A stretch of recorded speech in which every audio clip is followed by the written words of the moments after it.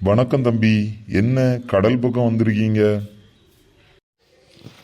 கடல் பற்றி ஒரு சந்தேகம் தெரிஞ்சுக்கலான்னு வந்தேங்கய்யா.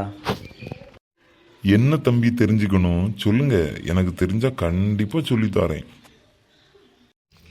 அருள்நூலில் ஐயா சீசருக்கு சொன்ன சிவகாண்ட அதிகார பத்திரம் படிச்சிருக்கீங்களா ஐயா நீங்கள்? ஆமா தம்பி, படிச்சிருக்கிறேன். அதுல என்ன சந்தேகம் சொல்லுங்க, எனக்கு தெரிஞ்சா நான் சொல்லித்தாரேன்.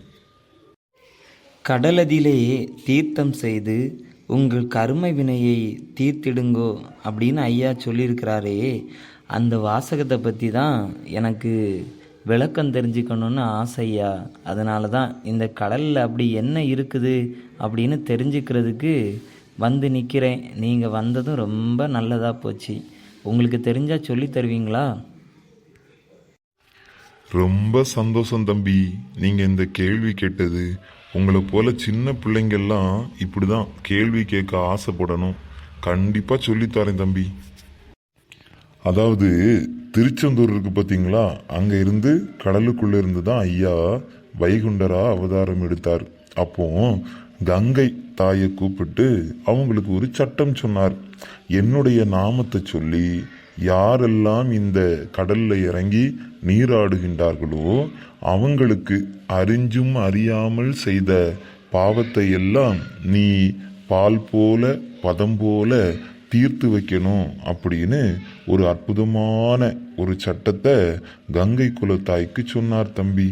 அதனாலதான் நம்ம அறிஞ்சும் அறியாம செய்த பாவம் எல்லாம் தீரணும் அப்படின்னா கடல்ல கடல் குளிச்சா போதும், நிச்சயமா தீரும் தம்பி.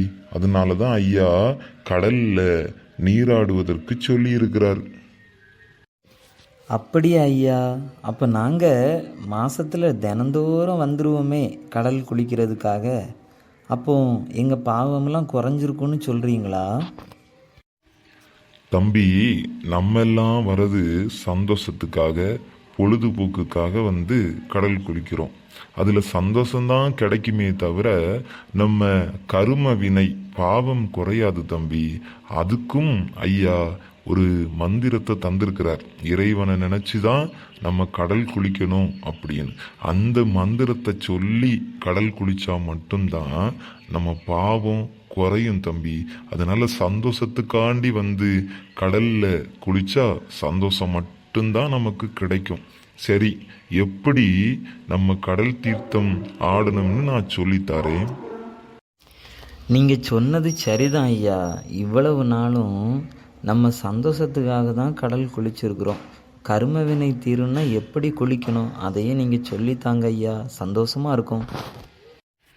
நம்ம கூரையில இருந்து கிளம்பும் போதே, நம்ம வீட்டில இருந்து கிளம்பும் போதே தம்பி, கடல் தீர்த்தம் ஐயா நமக்கு கரும வினைய போக்குறதுக்கு தந்திருக்கிறாரு. அதனால கடல் குளிக்க போகணும் அப்படின்னு எண்ணத்தோட வரணும்.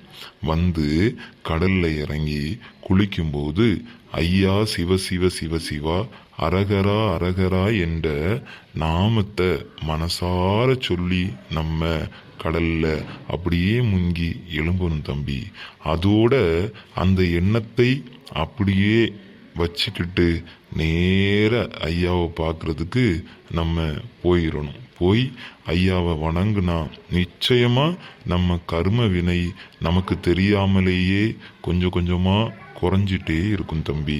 அதனாலதான் ஐயா நாமத்தை சொல்லி கடல் குளிச்சா நிச்சயமா கர்ம வினை தீரும்னு ஐயா நமக்கு அற்புதமா சொல்லி வச்சிருக்கிறார். ரொம்ப நன்றி ஐயா. எனக்கு இவ்வளவு நாளும் இந்த வாசகத்துக்கு விளக்கம் தெரியாமலேயே இருந்துச்சு. நீங்கள் சொன்னதுனால எனக்கு ரொம்ப சந்தோஷம். எனக்கு மட்டும் இந்த விஷயம் தெரியக்கூடாது. நான் என்னுடைய நண்பர்கள் சொந்தங்கள் எல்லார்கிட்டையும் சொல்லி குடும்பமாக கடல் தீர்த்தமாடி ஐயாவை பார்க்குறதுக்கு நிச்சயமாக முயற்சி பண்ணுவோம் ஐயா. ரொம்ப எங்களுக்கு சந்தோஷம் ஐயா உண்டு. சரி தம்பி, ரொம்ப அழகா சொன்னீங்க. நம்ம வீட்டில் பிரச்சனை வராம இருக்கணும் அப்படின்னா மாசத்துல ஒரு முறையாவது நம்ம கடல் குளிச்சு கடல் பதத்தை எடுத்துட்டு போய் வீட்டில் எல்லாம் தெளிச்சிட்டு ஐயாவை நினைச்சு விளக்கேற்றி இந்த நாமத்தை சொன்னா போதும் தம்பி, எல்லா பிரச்சனையும் நமக்கு தீந்துரும்னு ஐயாவே நமக்கு சொல்லி தந்திருக்கிறாரு.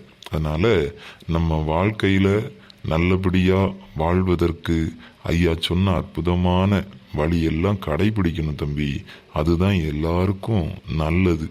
களி என்ற அந்த எண்ணம் நம்ம மனசை விட்டே போயிரும் தம்பி. ரொம்ப சந்தோஷம். வரட்டுமா? ஐயா உண்டு.